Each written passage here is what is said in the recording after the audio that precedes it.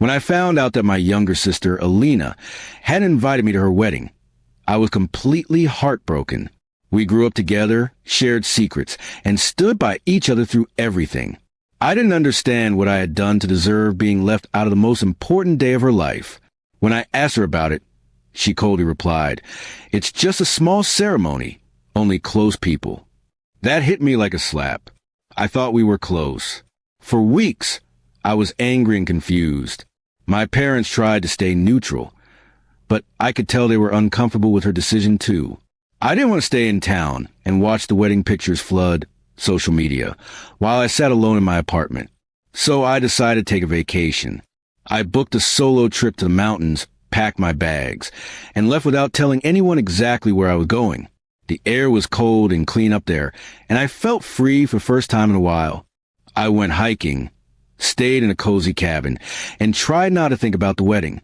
I turned off my phone most of the time to avoid any updates or pictures. I didn't want to feel the pain of being excluded again and again. 3 days into my trip, I turned my phone back on and saw dozens of missed calls and messages. My cousin had messaged me, "Call me now. You won't believe what happened at the wedding." My heart raced as I dialed her number, worried something bad had happened. I wasn't prepared for what she told me next. Apparently, just hours before the ceremony, Alina had caught her groom cheating, red-handed.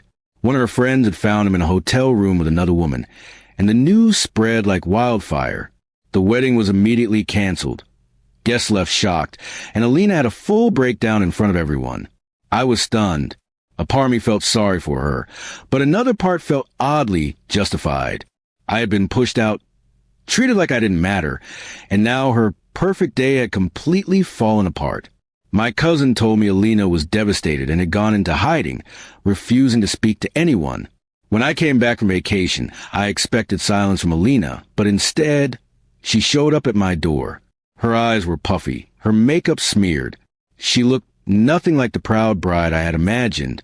She broke down in tears and said, "I should have never done what I did. I needed you more than anyone that day." Her voice cracked as she apologized over and over.